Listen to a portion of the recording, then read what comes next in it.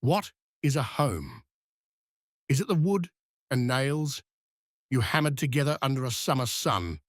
Or is it the ground that soaked up your sweat, your laughter, your tears? What happens when the world tells you that land no longer remembers your name? This is the story of a man who refused to be erased and a daughter who learned that the most powerful truths are the ones buried in silence. It's a story about a single missing signature and a legacy too strong to be paved over. Before we delve into this, if you believe some stories need to be told, hit that subscribe button and let us know in the comments where you're listening from in the world today. Your presence here matters. Now let's begin. The air in Oak Haven County Courthouse always tasted of defeat. It started each morning the same way, with the weary groan of century-old oak pews, the low, anxious hum of fluorescent lights, and a silence that wasn't peaceful but exhausted. Dust motes, ancient and patient, danced in the stale columns of light, waiting for a verdict that had been decided long before anyone arrived. No one ever noticed them. A bailiff, his face a mask of practiced indifference, tapped a clipboard against his thigh. The court clerk's fingers produced a sharp, hollow clatter on the keyboard, a sound like dry bones rattling. A junior prosecutor, her blazer sharp enough to cut glass-stacked manila folders with a chilling precision. Each folder was a life condensed to a case number, a problem to be filed away before the lunch break. No one looked up. This was the nature of the machine. It didn't open with warmth, it opened with protocols and the ghost of yesterday's burnt coffee. Then, the heavy door at the back of the room creaked open. It wasn't a dramatic sound, no slam, no sudden gust of wind, but it landed with the force of a gasp in a library. Heads didn't turn, but the collective posture of the room shifted, a subtle tightening, an unconscious bracing, as if the very air sensed the arrival of something it was not equipped to process. He stepped inside, his movements slow, deliberate.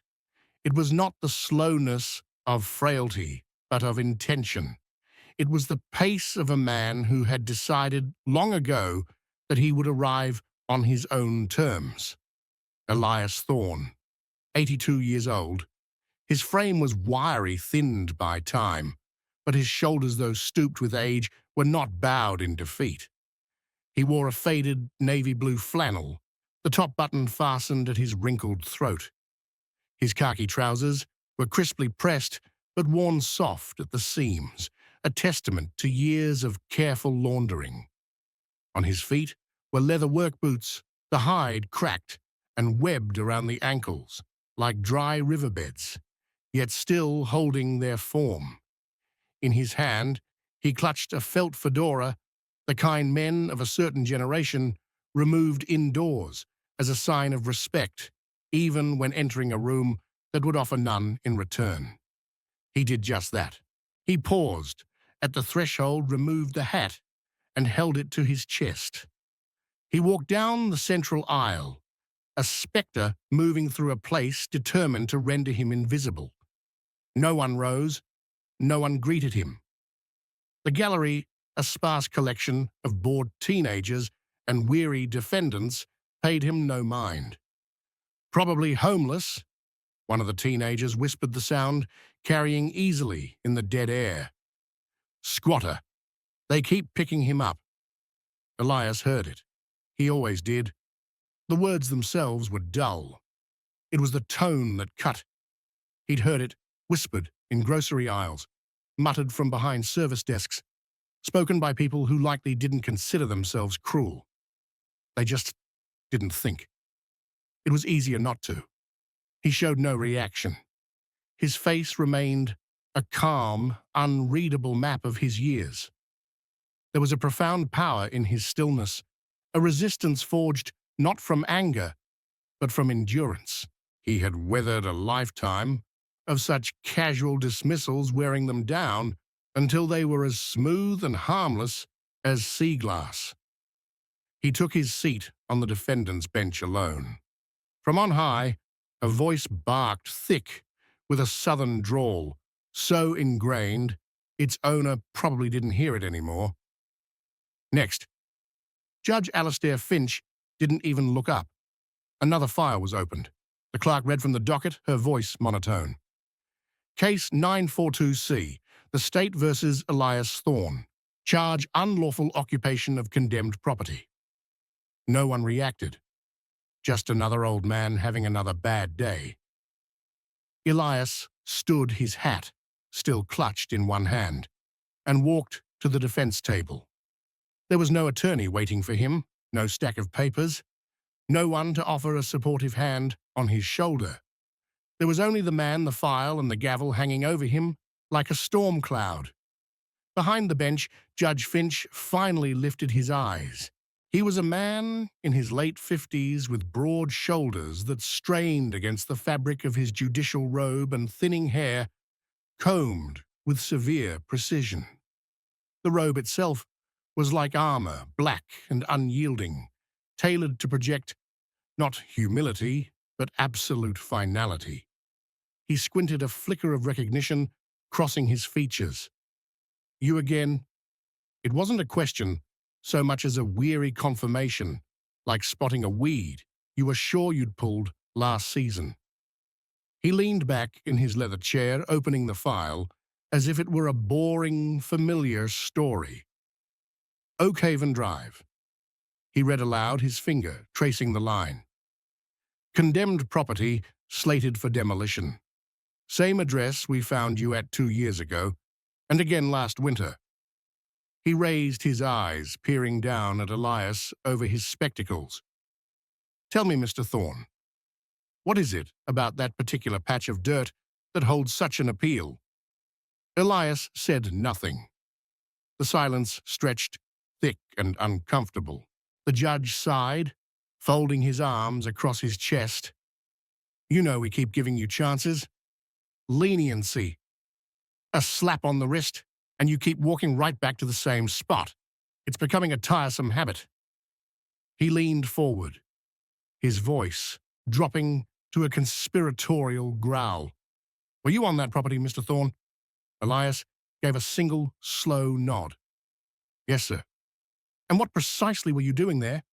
A pause, not for hesitation, but for precision. I was sitting. The judge blinked. Sitting. That's all. Elias confirmed, his voice, quiet but steady. A snicker echoed from the back of the courtroom.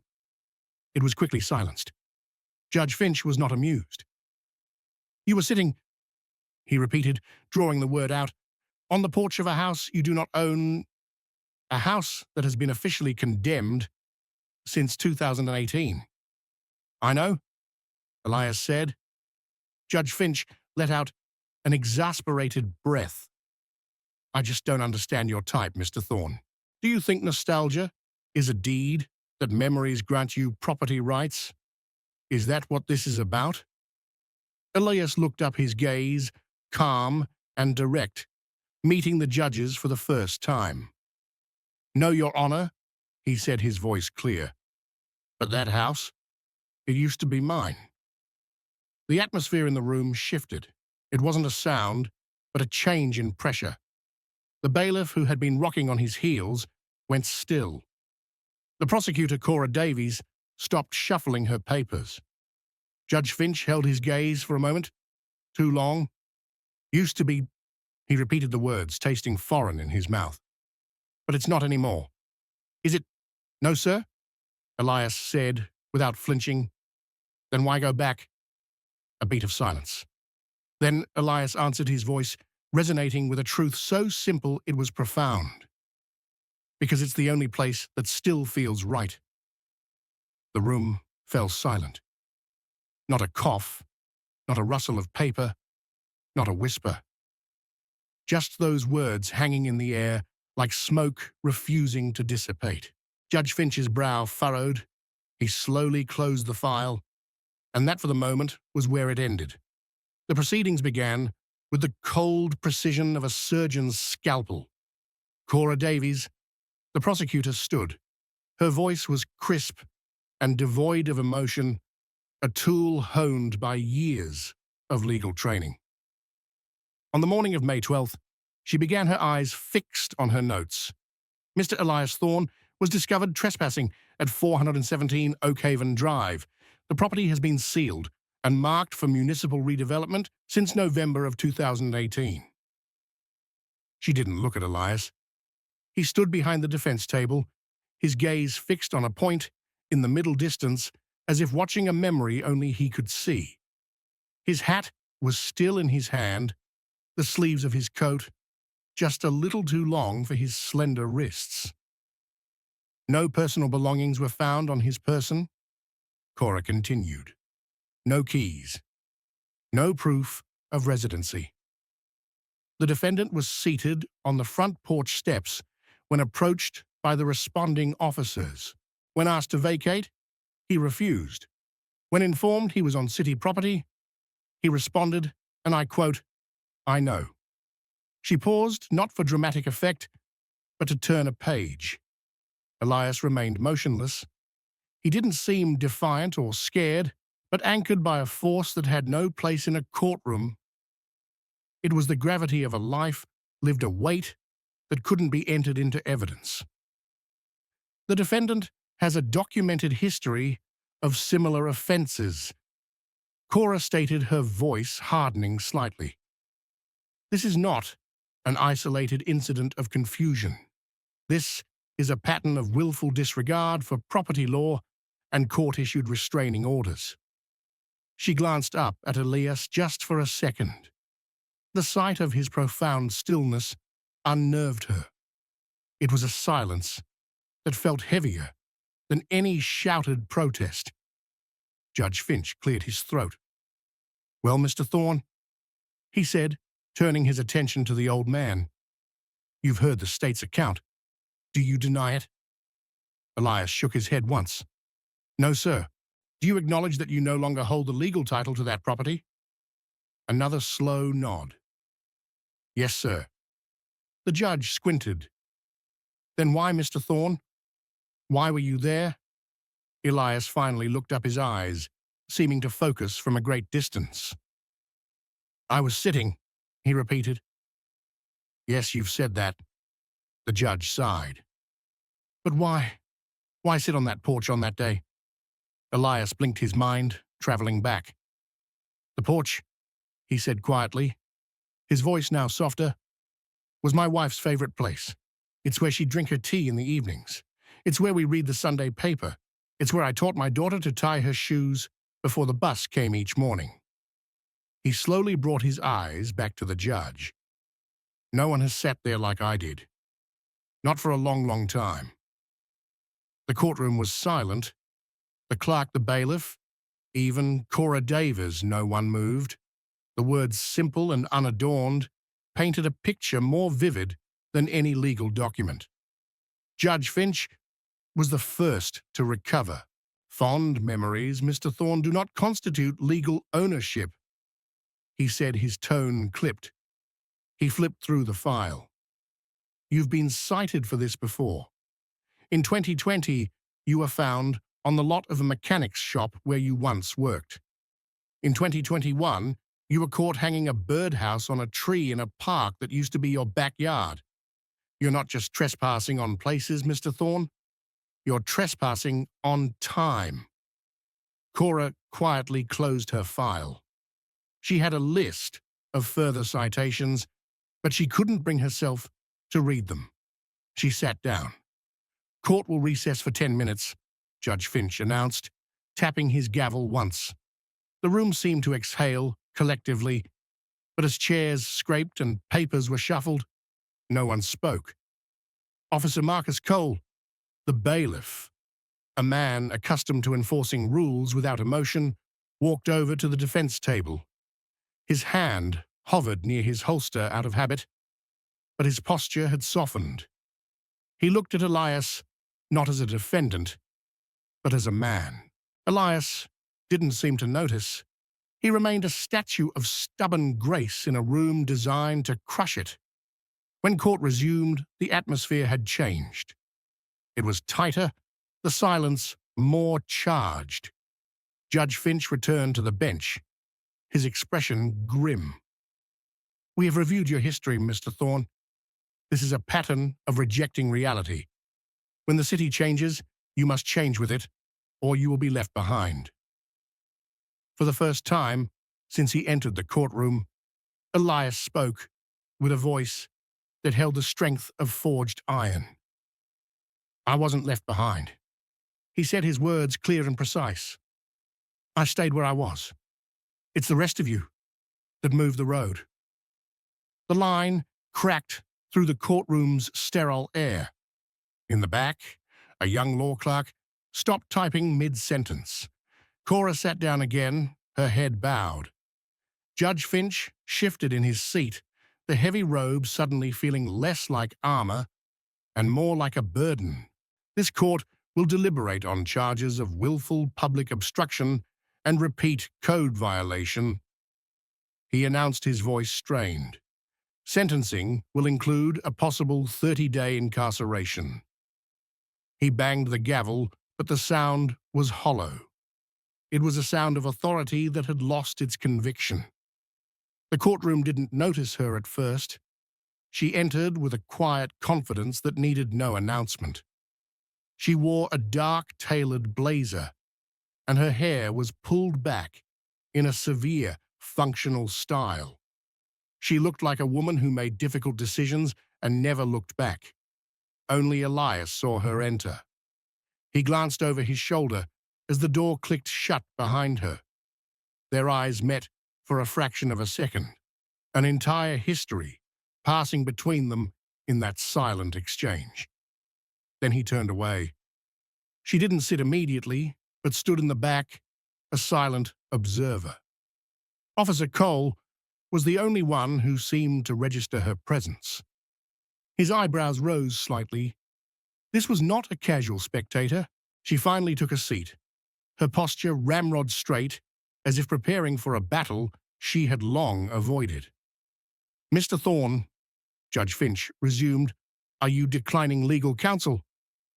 "Yes, sir," Elias replied. Then he added, the words landing with a soft thud, "I had a daughter who studied the law once."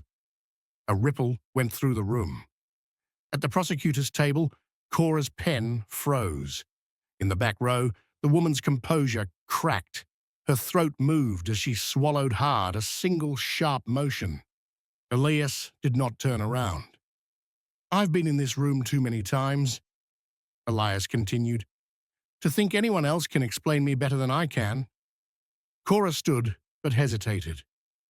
She looked at the page in her hands, which described Elias's emotional rigidity and sustained rejection of progress.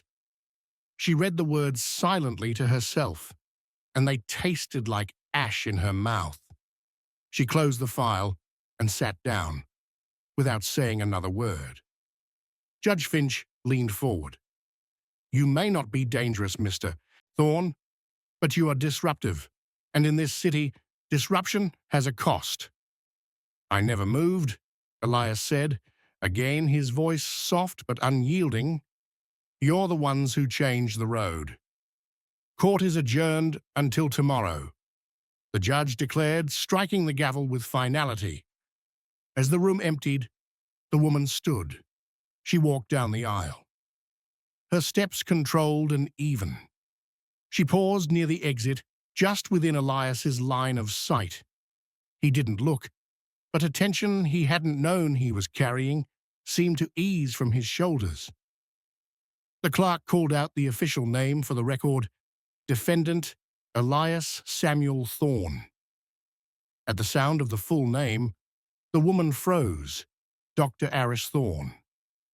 Her hand, pressed against the heavy wood of the door, felt the name strike her like a forgotten song.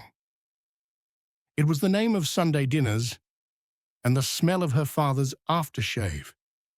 For the first time, a fissure appeared in her carefully constructed armor. Not a tear, just a break in her perfect composure, like a window cracking in a sealed room. The courthouse emptied into the savannah dusk, a bruise of pink and grey. Iris Thorne sat in her parked car, the engine silent, the glow of her phone illuminating her face. She was scrolling through city development archives, her fingers flying across the screen. Parcel ID 4117 Oak Haven Drive. The digital paper trail was a mess. A condemnation order from 2004, a settlement agreement, marked missing. A transfer of title executed, but lacking digital verification. It was a story with the most important chapter torn out. She called a contact in the zoning office. "Carson, it's Iris." "Iris?" The voice on the other end was tight. "I can't talk about your father's case. I'm sorry." Click. She tried another number, a former city clerk. "Marla, it's Iris Thorne."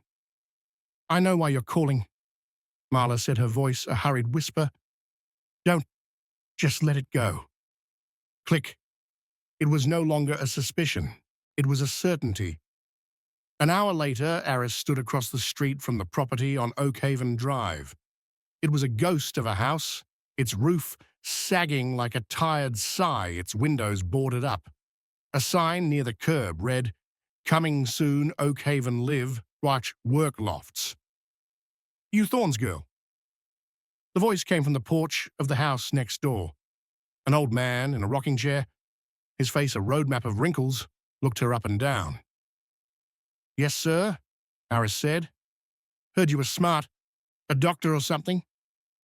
He gestured with his chin toward the derelict house. "Your daddy built that porch with his own 2 hands, laid every single plank himself. I watched him. They came one day with papers, said the city was expanding. Progress, they called it." The man spat. "Said he'd been notified. Thing is, no one ever saw the letter." "Did he sue?" Iris asked. "Tried to. No lawyer in this town would touch it. Not against the city. After your mother passed." The man's voice softened. He just stopped, started sitting on that porch every morning instead, like he was guarding a memory. He looked Iris square in the eye. "Your daddy didn't trespass, little girl. He just stayed put." Later that night, Iris sat at her kitchen table, her laptop open, to a blank email. "Subject request for quiet review, property seizure case. 4117 Thorne." She typed, "To whom it may concern. This is not a legal motion. It is a question. Are we sure we were right?" She hesitated, then signed it with a single word, "daughter." She hit send. The second day began with a different energy. When Iris walked in, she didn't linger in the back. She walked directly to the front row and sat one bench behind her father. The simple act changed the geometry of the room. Elias didn't turn, but Cora Davies saw her. The prosecutor paused, her eyes drawn to the daughter's unwavering profile. Officer Cole, standing by the rail, met Iris's gaze and gave a barely perceptible nod. A silent acknowledgement. An alliance. During a recess, as Marcus Cole escorted Elias from the courtroom, he leaned in and said quietly, "Careful on that step, sir. It's a little uneven." He fastened the cuffs, but left them loose enough that they didn't bite into the old man's wrists. It was a small mercy, a quiet act of rebellion. Cora saw it, and she understood. When they returned, the judge seemed flustered. He read from the docket, his voice lacking its usual confidence. "Repeat offender," he said, but the words sounded hollow. For the first time, Elias turned his head and looked over his shoulder at his daughter. Iris didn't smile, but she held his gaze. In that look, something passed between them. Forgiveness, understanding, a shared strength. When Elias turned back to face the judge, he seemed to stand a little taller. The afternoon session was abruptly postponed. No reason was given. The system was starting to crack. They met in a small cafe 2 blocks from the courthouse. No lawyers, no pretense. Just 2 women who found themselves on opposite sides of a wound. I didn't come to blame you, Aris said, her voice even. You don't have to, Cora replied, her own voice brittle. I've done enough of that for both of us. She took a deep breath. I was 26 when that file came across my desk. My boss told me to just push it through. It's just Harris, he said. Sorry, Thorne. He said, no one will fight over that street. A bitter smile touched her lips. I saw the missing page, the owner's signature. I flagged it. They told me not to worry. Her voice broke. So I didn't. I just didn't. My father lost his home, Aris said softly. What did you lose? My sense of direction. Cora answered without a trace of irony. She slid an unsealed envelope across the table. It was a letter dated a year ago, addressed to the Board of Judicial Review. Aris unfolded it. To whom it may concern. It read, I was a junior legal aid during the Oakhaven redevelopment. I observed that the authorization for property seizure lacked the owner's signature. I did not pursue clarification. I believed the case was insignificant. I was wrong. I participated in an illegal seizure through my silence. I do not ask for exoneration. I only wish to document what was done. It was signed Cora Davies. If you send this, Aris said, her voice thick with emotion, I'll stand with you. Cora nodded a single tight motion. This wasn't forgiveness. It was the beginning of a reckoning. There was no grand press conference, just Aris standing on the courthouse steps with a small stack of documents facing a handful of local reporters. I'm not a lawyer, she began, her voice steady. I'm the daughter of a man this city tried to erase. This, she held up a copy of the seizure form with its missing section, is the document they used to take his home. It lacks a legal foundation. It lacks his signature. It lacks justice. Then a new figure stepped forward. It was Cora Davies. She took the microphone. My name is Cora Davies, she said, her voice shaking but clear. I was the legal assistant who processed this form in 2004. I knew it was incomplete. I stayed silent because I was afraid. She held up her own letter of confession. I have already lost more by staying quiet than I ever could have by speaking up. This is my admission. I am done being silent. She handed the letter to a stunned reporter and stepped back. That afternoon, 3 local news outlets broke the story. Prosecutor confesses role in illegal housing displacement. City may reopen decades-old case of man evicted without process. By evening, an official statement was released. The Citizens Review Bureau is opening a retroactive investigation into municipal v. Thorne 2004. This review will serve not for criminal prosecution, but for historical correction, because the record, not just the law, must be right. The gates of the detention center swung open with a quiet sigh. Elias Thorne stepped out into the grey morning light. He carried nothing but a small paper bag with his belongings. Officer Marcus Cole was leaning against his car. He didn't wave, just nodded as Elias approached. He pulled an old brass wristwatch from his pocket. Belonged to my father, Marcus said. He always said a man needs to know his own time. He pressed it into Elias's palm. Elias didn't argue. He just held the watch, feeling its weight, its history. The place where the house on Oakhaven Drive once stood was now a half-finished parking structure. Aris was waiting for him. A man in a construction vest approached her, holding a dented metal box. Found this when we were digging the foundation, he said. Figured it might be important. Aris opened it. Inside was a faded photo of a young girl on her father's shoulders, an old house key, and a folded, brittle note in her mother's handwriting. Walter, it read, using his middle name, the one only she used. If you're reading this, then time has done what it does. Don't you dare leave this land. There's more of us in this dirt than there is in any courthouse. All my love. Aris clutched the box to her chest, her throat tight. Cora Davies packed the last of her things at the prosecutor's office. She was leaving. She walked out without a goodbye and into a small, cluttered legal aid office downtown. The sign on the wall was written in marker, "We helped the people who weren't heard the first time." She sat down at an empty desk and for the first time in years felt like she was in the right place. Elias and Aris stood on the empty lot. The air was still. Elias held the old rusted key in his palm. "It's not the house," Aris said eventually. Elias looked at the empty space at the city's skyline beyond it, at the daughter beside him. He closed his hand around the key. "No," he agreed, a slow smile spreading across his face. "It's the fact that they tried to erase it." He paused his eyes, finding hers, and it didn't work.